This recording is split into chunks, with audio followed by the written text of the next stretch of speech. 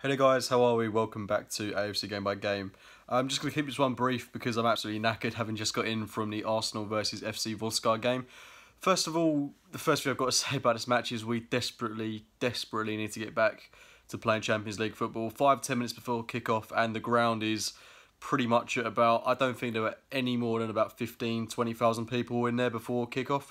I think it probably rounded up to about 30,000 people in the end, but still, the appetite for European football at the minute at Arsenal is really not there in the slightest until we get to latter stages, of course, in the Europa League. But for now, just there is a real lack of interest from Arsenal fans. And for £10 a ticket as well, I mean, you know, the club are putting it on a plate for people that can't necessarily afford to go to the Premier League games. So it's really disappointing to see such a lack of attendance and such a lack of appetite from Arsenal fans for this sort of game. Of course, I can completely understand it. I remember 5 years ago against Napoli when we put in a scintillating performance, a 2-0 win, and the Emirates was absolutely packed to the rafters. Champions League football is so much more entertaining, and it's at such a pedigree that Arsenal should be playing at. I don't want to say we're too good for this competition because evidently we're not. That's why we're in it at the minute. But we need to get to that pedigree that we deem ourselves to be at, because clearly the fans aren't interested in these earlier stages at home to teams such as FC Vorskla. But it was a good performance tonight. Disappointing at the end, and that's what I'll start with. I'll start with the negative. Conceding 2 sloppy goals at the end of the match is just, in my view, it's unprofessional. It's really poor for Arsenal to do that. It's just sloppy. It's just really telling of how we've been defensively recently, which is a shame because Socrates had his best performance in an Arsenal shirt tonight. Rob Holding alongside him looked very composed, very assured. 2 completely brain-dead moments, and we've not let them back into the game, but we've just we've ruined what would have been a perfect performance otherwise. That first half was a bit scathy. The opening half hour, I mean, Vorskla never really had any chances in this opportunity right until the 2 goals that they got in the end. But it was very boring, that first half an hour, to be brutally honest. I'm watching the game and I'm thinking, we're not creating anything, they're not creating anything. It's very tight, it's very compact, we're looking very assured, but we're not actually doing anything. Our first shot on goal was for Alex Iwobi, and that was about 25 minutes into the match. Apart from that, we didn't really create anything clear-cut. We didn't look threatening. It was just a very dull start to the game, which was disappointing. But I think a lot of our game is going to be this patient sort of build-up play, relying on the opposition to make the mistake, which is exactly what happened in this game. Before I get onto the first goal, I just want to take a quick look into the team lineup.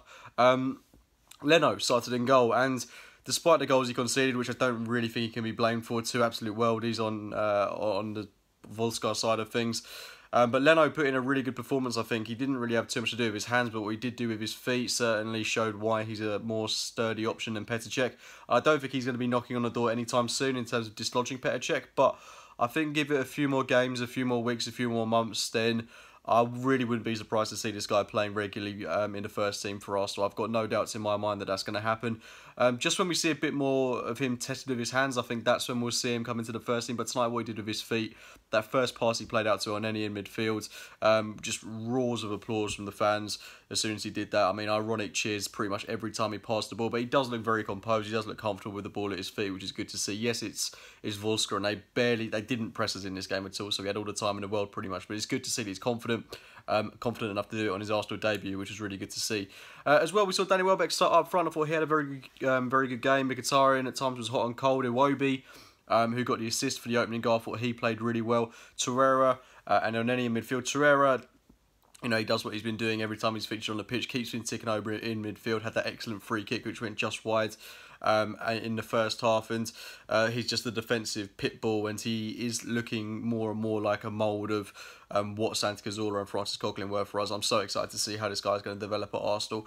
Elneny alongside him, I mean, I've said it so many times, he's a very limited footballer, and I'm not too sure how much longer he's going to be at Arsenal Football Club.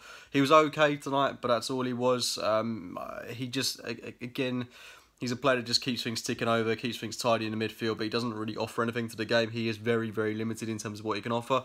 Guendouzi, when he came on, I thought he just shows how he's going to surpass Oneni in the next couple of years, in the next couple of months. It could be, in fact. He's just a more exciting option, the way he's not scared to go forward, the way he wants to progress play, whereas Oneni, his first instinct is to pretty much either pass it sideways or backwards. That's not me digging him out. That's just naturally what he does. He's a useful player to have.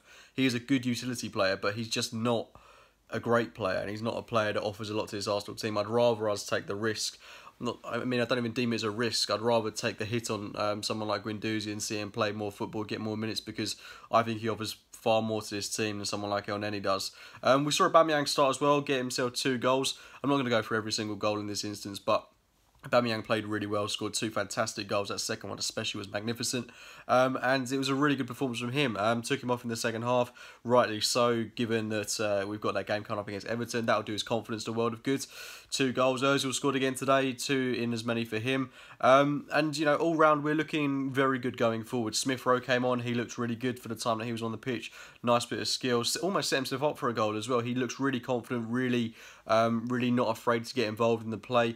Really big moment for him as well, let's not forget that, so credit has to go to him.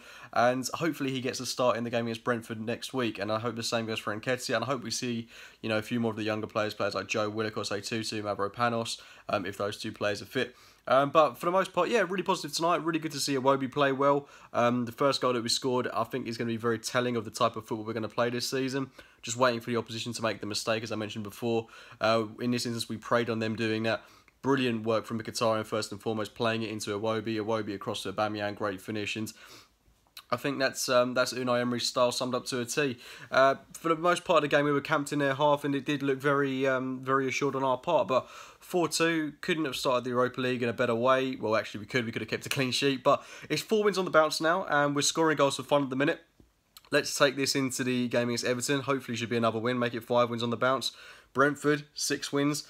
Watford, not easy, but a game which could make it 7 wins, but let's not get in over our heads. 4 wins is very good to be going on with, given how things are going at the club in a minute, given that we're going into this new era. But yeah, let me know your thoughts on the game in the comments box below. Drop a like on this video if you have enjoyed it, and as always guys, I will speak to you very, very soon. See you later.